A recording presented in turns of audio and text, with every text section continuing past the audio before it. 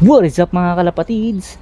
Master Trekilov here, nagbabalik para sa sana namang malupet na kalapate vlogs. And for today's video ay pag-uusapan natin ang isang napakagandang topic mga dre. Anong edad ba ng kalapate nag-uumpisang mag-breed at kailan ito humihinto?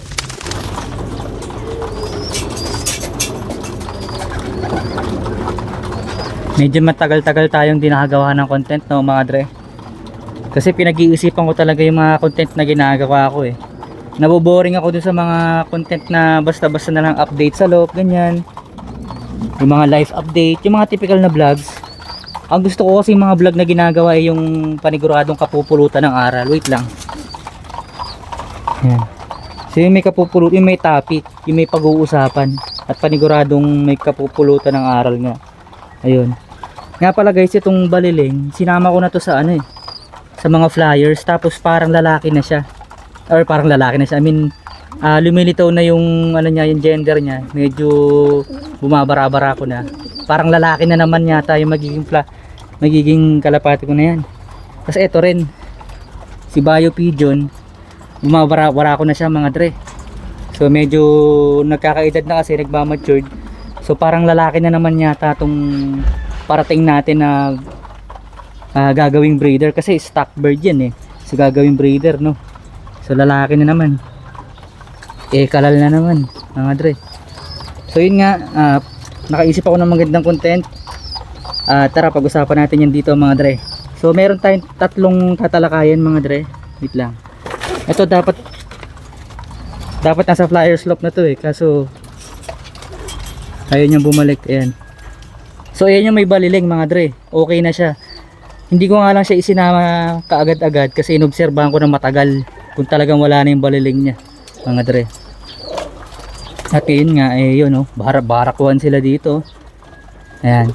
So meron tayong pag-uusapan. Yung una, minimum age ng kalapate para pwede nang i-breed. Yung best age ng kalapate para mag-breed. At yung pinaka limit or maximum age ng kalapate para mag-breed mga dre. So ayan, pag-usapan natin yan mga dre no, para may topic tayo, hindi yung basta-basta basta vlog lang dyan na update eh, parang boring kasi yun eh. So tara, pag-usapan na natin yan at sa may kapulutan kayo ng aral dito sa vlog na gagawin natin no mga dre. Let's go. Dahil may kinalaman sa edad ang pag-uusapan natin ngayon, para mas madaling maintindihan ang talakayan natin ay ikukumpara natin ang edad ng kalapate katumbas ng mga sa tao at kung ano-ano ang kayang gawin ng kalapate at tao sa bawat specific na edad. Ang kalapate ay tig-dalawa lang kung mangitlog, kaya baka isipin mo na baka matagal sila paramihin. Pero nagkakamali tayo dyan, dahil ang kalapate ay napakabilis mag-matured. Hindi kagaya ng mga tipikal na alagang ibon, kagaya ng mga manok at mga bibe. Kaya naman kahit dalawa lang ang itlog nito, ay mabilis naman mag-matured ang bawat isa. Pagdating ng 6 na buwan, ang kalapate natin ay nasa stage ng pagiging teenager kumpara sa tao. Mga around 13 to 16 years old. Sa buong mundo, hindi na bago ang teenage pregnancy. At oo, posible na makaramdam ng romantic feelings ang mga teenager at makabuo ng baby. At sa kalapate ay posible na ring maglandi ang mga ibong ito. Pero kung ikukumpara natin sa isang 13 to 16 years old na magiging magulang na, may mga kalakip na komplikasyon at mga emotional risks sa pagiging young parents. Ang mga 6 months old na kalapate ay pwede nang pumares at magbembangan. Pero dahil nga masyado pa silang bata, posible din na hindi sila maging responsableng magulang. Pwedeng kapag mangingitlog na yung hen, ay kung saan-saan niya ito ilapag. At kung mailapag man niya ito ng tama sa pugad, baka mainip sila at basta na lang nila iwanan yung itlog at hindi nalimliman. Pero kung magkataon nga na malimliman nila ang itlog hanggang sa mapisa ito, posible din naman na mangyari na hindi na nila masubuan ng maayos ang mga inukay. Posibleng dahil sa emotional stress at pressure sa responsibilidad sa maagang edad ng pagiging maging magulang. Pwedeng abandonahin ng kalapate ang kanilang kawawang inakay. Disclaimer lang mga dre, hindi lahat ng kalapate ay pumapares na sa edad na 6 na buwan at vice versa. Sa edad na 6 na buwan ay pwede mo nang matukoy ang gender or mas matanda pa. Kung sakali naman na meron kang kalapate na ilalaban sa karera pero meron siyang kapares at ayaw mo makaapekto sa performance ng ibon ang pagkakaroon ng pares, meron dalawang paraan ang mga fanciers na ginagawa dyan. It's either paghihiwalayin nila ang kalapate or hahayaan na lang nilang maging pares at magsilbing motivation ng isa't isa para makabilis makauwi. Kung sakali naman na mangitlog sila, ay pwede mong ipailimlim sa ibang breeders pero yung ibang fanciers ay pinamimigay na lang o tinatapon nila yung itlog kasi posible pa rin na hindi maganda yung kondisyon ng inakay na ilalabas. Nga pala mga dre, nitong nakaraan nag-enjoy ako sa paggawa ng mga short video sa TikTok at sa Facebook at medyo dumadami na rin yung engagement natin doon mga dre. At doon ako gumagawa ng mabilisang reply sa mga comment ng mga tao dahil syempre mga short form videos lang naman doon, so mabilisan. Baka gusto niyo ako maka-engagement doon mga tre, TikTok at saka Facebook, tara manggulo tayo doon mga tre, no? So mag-brainstorming tayo doon at magpalitan tayo ng mga ideya sa mga alam niya na, sa mga alaga nating kalapate, no mga tre. So follow na kayo sa aking TikTok at Facebook. Let's go. Ngayon, kung nabanggit na natin ang minimum age ng kalapate para pumares at makapag-breed, what is the best age for Fijian to breed? Pag-abot ng 1 year, sila ay ganap ng young adult. Ito ang panahon na ready na sila mag-breed. Kung ikukumpara sa tao, sila ay 20 to 30 years old. Ito yung edad kung saan Gina bumuo ng pamilya at Gina sa bembangan ng mga kalapate. Sa ganitong edad, handang-handa na ang mental stability at mga responsibility sa pagiging magulang ng mga kalapate at ng mga tao. 1-year-old pigeon equals to 20 to 30 years old human is the best age para magparami ng lahi at wala na tayong dapat pagdebatihan dyan.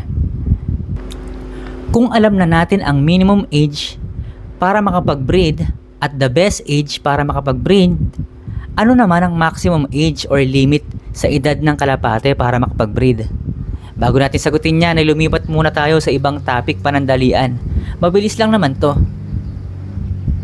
Ang edad na 1 to 5 years old na kalapate ang tinatawag nating peak performance o middle age. Dito talaga sila nasa rurok ng kanilang husay. Sa Belgium France, ang mga halimaw sa karera ay mga nasa ganitong edad. Kung ikukumpara naman natin ang edad na ito sa tao, 30 to 45 years old human ang katumbas nila. Naaalala nyo noong mga panahong pumapaldo sa boxing si Manny Pacquiao? Nasa gantong edad siya noon, palumpalo at Gina sa bakbakan.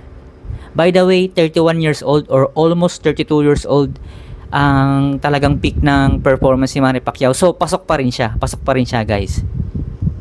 So bumalik naman tayo sa topic natin kanina. Pagdating ng 10 taon na kalapate, senior citizen na sila sa edad ng tao at napapansin na natin na mabagal na yung kanilang paggalaw. At sa 15 years pataas ay maituturing na silang napakatanda. Bihira na yan pero posible pa rin naman umabot sa ganyang edad ng kalapate lalo na kung maayos ang pag-aalaga. Sa mga lalaki o kak na kalapate ay posible pang magkaanak basta mas bata yung hen. Pero sa babae o hen, pag ganyan ay hindi na sila makakapangitlog ng fertile. Sa madaling salita, kumpara sa tao, sila ay menopause na.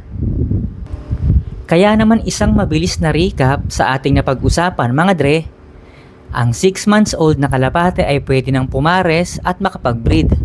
Pero mataas ang risk na hindi maging responsable sa pagiging magulang at pwede ring magkaroon ng komplikasyon sa pagbubuntis kagaya ng mga teenager na mga tao.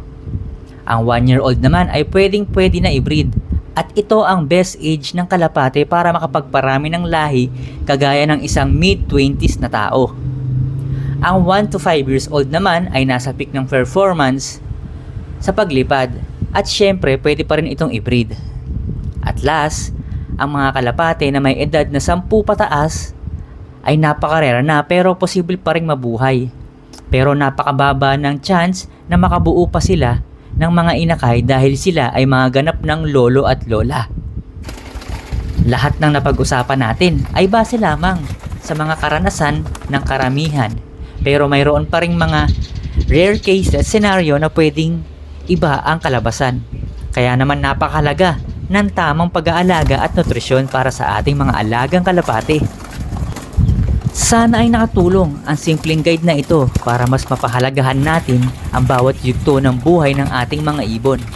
Kayo, anong edad na ang pinakamatandang kalapati nyo sa loft nyo? I-comment nyo naman sa baba at huwag kalimutang mag-like at mag-subscribe dito sa Master Trekilo para sa mas marami pang tips tungkol sa ating hilig. Hanggang sa muli mga ka-fanciers, happy flying!